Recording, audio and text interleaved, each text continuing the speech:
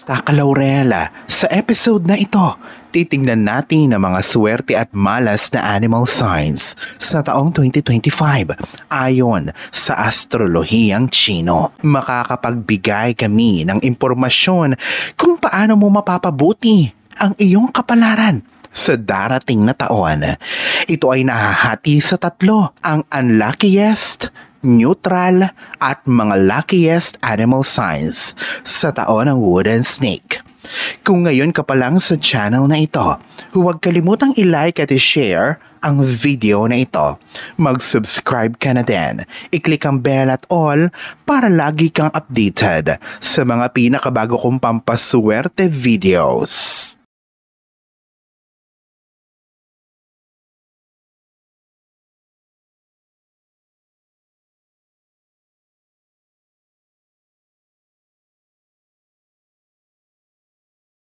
Narito ang mga unluckiest animal signs sa 2025 ayon sa Chinese astrology. Sila ngayon ay tatlo. Top 12.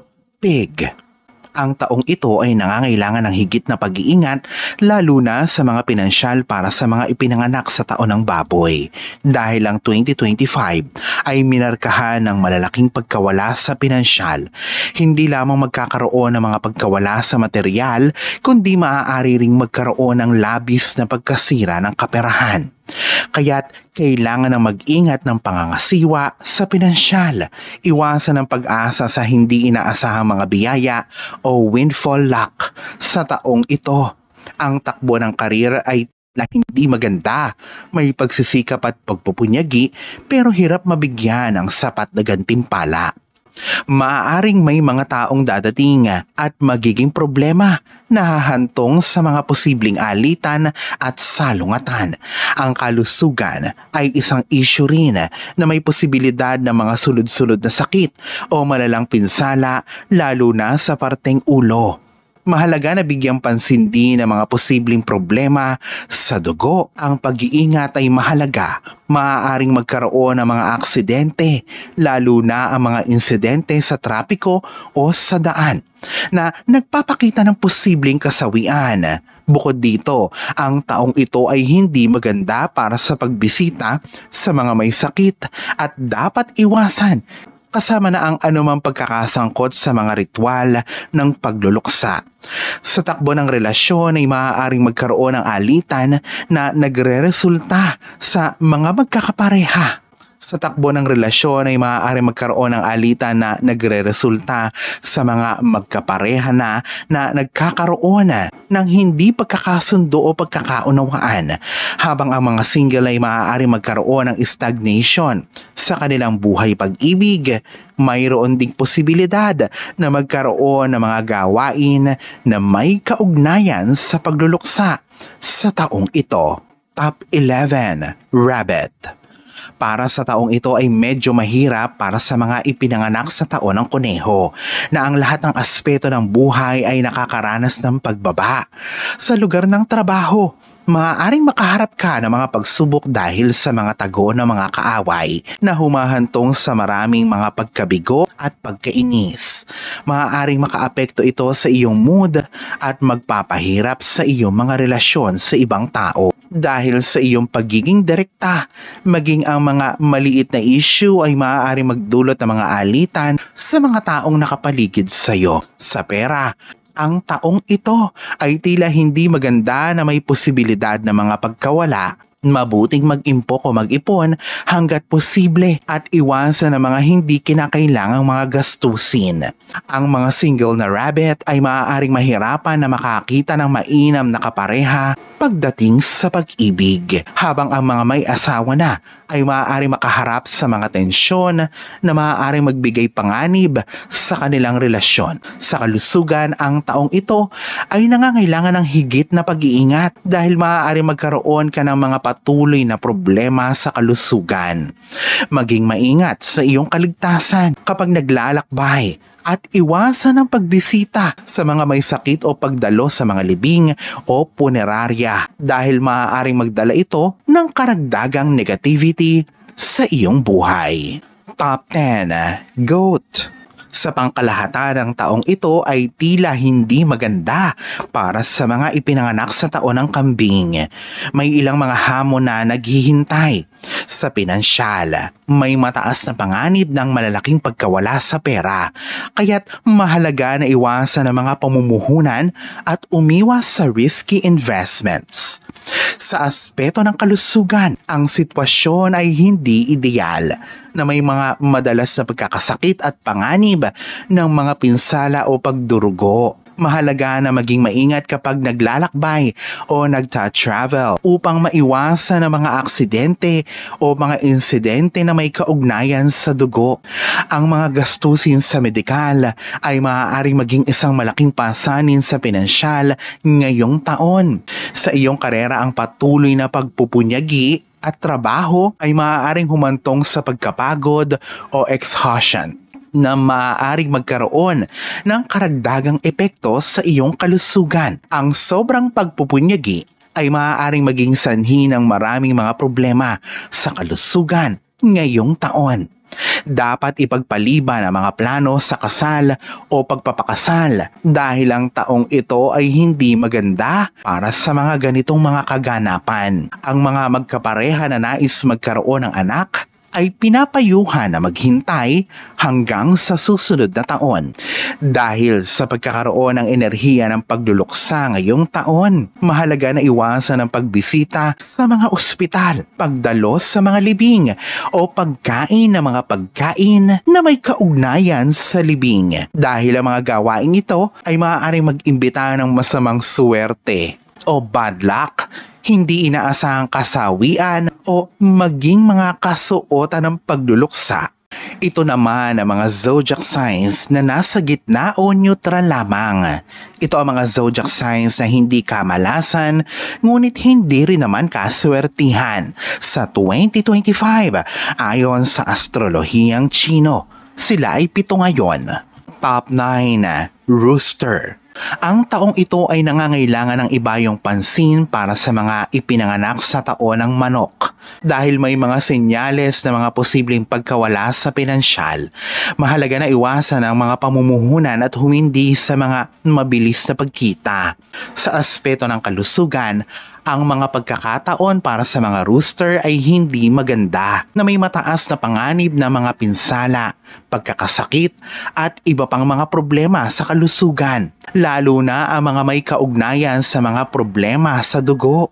Kapag lumalabas, maging maingat sa kaligtasan sa trapiko o daan upang maiwasan ang mga aksidente. Sa mga relasyon ng taong ito ay maaari magdala ng mga hamon at mga hadlang, kaya't mahalaga na kontrolin ang iyong emosyon upang maiwasan ang mga pagkakamali at mga alitan. Maglaan ng oras para sa mga nakakatanda sa pamilya dahil maaaring magkaroon ng mga alalahanin tungkol sa mga obligasyon sa pamilya. Para sa mga nasa trabaho, maaaring makapagbigay ng magandang impresyon sa mga superior na maaaring humantong sa mga karagdagang responsibilidad at autoridad. Ngunit mag-ingat sa mga negatibong impluensya ng mga kasamahan. Ang mga subordinate ay maaaring magdulot ng mga komplikasyon o magkalat ng mga chismis. Harapin ang mga ganitong mga sitwasyon ng may pag-iingat upang maiwasan ang mga posibleng mga problema sa legal o pagkawala ng trabaho. Sa magandang banda, ang mga mag-aaral ay makakaranas ng magandang swerte sa kanilang mga pag-aaral ngayong taon na magpapakita ng kahusayan sa akademiko at mga gawaing extracurricular. Top 8. Snake. Ngayong taon, dahil sa clash sa Tai Sui at impluensya ng mga masamang bituin, ang swerte sa pinansyal at kalusugan ng ahas ay napipigilan. Ngunit, ang mga magagandang bituin ay tumutulong na balansehin ang swerte sa karir at pag-ibig sa pinansyal. Ang mga pagbabago ay inaasahan kaya't hindi magandang taon ito para sa mga pamumuhunan. Maging maingat sa pagplano at iba yung ang kailangan. Hindi dapat hanapin ang mga biglaang pagtaas ng yaman at mainam na iwasan ang pagtaya o pag-risk ng sobra. Sa aspeto ng kalusugan, may posibilidad ng pagkakasakit, mga aksidente at mga pinsala. Mahalaga na magbigay ng higit na pansin sa kaligtasan sa paglalakbay upang maiwasan ang mga ito. Sa iyong karera, ang pangunahing bagay na dapat ay bigyan ng pansin ay ang pag-iwas sa mga taong magiging problema. Sa magandang banda, ang mga relasyon ay inaasahang mapapabuti at kung may masayang pangyayari tulad ng pagbubuntis, ay labanan ang anumang bad luck. Top 7. Ox. Ang kapalaran ngayong taon para sa zodiac sign na baka o ox ay kombinasyon ng mga pagtaas at pagbaba. Ang swerte sa pinansyal at kalusugan ay naaapektuhan ng mga hindi magandang bituin o mga negative stars kung tawagin sa Chinese astrology. Maaari magkaroon ng mga hindi inaasahan o biglaang gastusin sa buong taon, kaya't mainam na magplano ng maingat sa iyong pinansyal. Maaari magkaroon ng alitan sa legal o mga kaso, kaya't maging maingat sa mga salita at aksyon sa trabaho. Ang mga maliit na salungatan ay dapat harapin ng may pasensya at mahalaga na iwasan ang pagpapakita ng pagkagalit sa iba. Kung ikaw ay isang leader o manager, maging maingat sa mga mahalagang dokumento upang maiwasan ang pagkakasangkot sa mga pagkakamali na maaaring humantong sa pagkawala ng trabaho o demosyon. Kung may mga bata o matatanda sa pamilya sa bahay, magandang maglaan ng higit na oras sa kanila. Ngunit iwasan ang pagdadala ng stress sa trabaho, papasok o papunta sa iyong bahay. Ang kalusugan ay maaaring magkaroon ng mga problema ngayong taon na may mga madalas na mga pagkakasakit. Mayroon ding posibilidad ng mga aksidente na may mga pinsala, kaya't mainam na iwasan ang mga matatalim na bagay. Maging maingat habang nagmamaneho. Iwasan ang pagmamaneho ng mabilis o pag-inom ng alak habang nagmamaneho dahil mas mataas ang posibilidad ng mga aksidente. Top 6. Dog. Ngayong taon, ang daloy ng pinansyal para sa zodiac sign ng aso o dog ay maaaring maharap sa mga hamon na hahantong sa isang cycle ng pagpasok at paglabas ng pera sa halip na makapagsubi o makapag-ipon. Ang mga lalaki sa partikular ay maaaring makaranas sa mga pagkawala sa pinansyal dahil sa mga distraksyon mula sa buhay pag-ibig, kaya't mainam na iwasan ang masyadong kaluwagan. Bagaman, maaaring magkaroon ng mga diswerteng pangyayari na nakakaapekto sa pag-unlad ng inyong karera, ang maingat na paglalakbay ay maaaring maiwasan ang mga posibleng pagkabigo. Asahan lamang ang mga maliliit na problema sa kalusugan o mga okasyonal na pinsala nito sa buong taon. Kapag naglalakbay, magbigay ng higit na pansin sa kaligtasan sa trapiko o sa daan. Bagaman maaari magkaroon ng mga hindi inaasahang mga problema, ang pagiging maingat ay maaaring baguhin ang bad luck papunta sa swerte. Sa isang mas magandang bahagi, ang mga relasyon sa mga magkapareha ay malamang na mapapabuti na may malaking pag-unlad sa mga romantikong koneksyon. Ang mga single o wala pang asawa ay maaaring mag-ignite ng mga spark sa mga potensyal na mga kapareha. Ngunit, ang mga may asawa ay dapat mag-ingat dahil maaari magkaroon ng mga tukso na maaaring sumira ng harmonya sa pamilya. Top 5. Horse. Ang kapalaran ngayong taon ay nangangailangan ng pag-iingat para sa zodiac ng kabayo o horse. Ang pagiging maingat ay maaaring baguhin ang bad luck. Sa pera o pinansyal, ang yaman ay maaaring maging magulo, kaya't mainam na magplano ng maingat at maglaan ng pera sa mga bagay-bagay ng may wastong pagpaplano. Lalo na, ang mga lalaki ay dapat mag-ingat sa paggastos ng labis sa mga relasyon. Sa aspeto ng kalusugan, mahalaga na bigyang pansin ang personal na kapakanan at panatilihin ng mga magagandang gawi sa pagkain. Sa karera, asahan ang suporta mula sa mga benefactor, lalo na sa mga lalaki. May mga magagandang pagkakataon para sa mga promosyon at pagtaas ng sahod. kapag nagso-socialize para sa trabaho. Mainam na kontrolin ang mga gawi sa paninigarilyo at pag-inom. Iwasan ang kaluwagan sa mga unhealthy na kasiyahan. Para sa mga single, maaaring mag-ignite ng mga spark ng romansa ngayong taon na nagbibigay ng mga pagkakataon na bumuo ng mga bagong relasyon. Ang mga magkakapareha ay maaaring magplano para sa kanilang hinaharap at ang mga asawa ay maaaring magkaroon ng masayang balita ng isang bagong sanggol.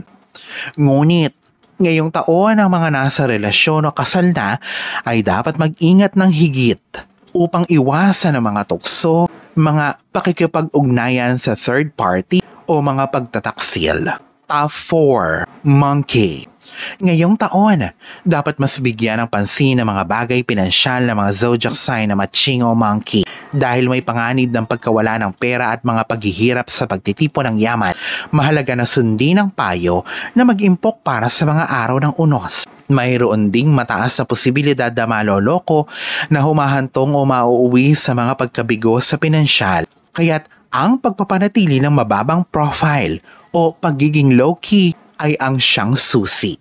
Ang pagtatayo ng yaman ng tahimik o walang masyadong nakakaalam ay magpapatunay na ang siyang pinakamagandang paraan para sa mga kababaihan. Ang mga career nila ay maganda ngayong taon. Ang mga nasa lugar ng trabaho ay maaari makaranas ng suporta mula sa mga maimpluwensyang tao na nagbibigay ng mga tsansa para sa promosyon at salary increase. Para sa mga single, ang taong ito ay nagbibigay ng magandang pagkakataon na maghanap ng isang partner, habang ang mga magkakapareha na ay maaari magsimula ng pagplano para sa kanilang hinaharap. Ang mga may asawa ay makakaranas ng kaligayahan at harmonya sa kanilang relasyon, at ang mga nag-iisip na palakasin ang kanilang pamilya ay makikinabang sa mga positibong enerhiya na nakapaligid sa kanila. Sa aspeto ng kalusugan, ang pangkalahatan ay maganda, bagaman mahalaga pa ring mag-alaga ng iyong kapakanan. Magbigay ng pansin sa pagkain upang iwasan ang mga insidente tulad ng pagkalason sa pagkain.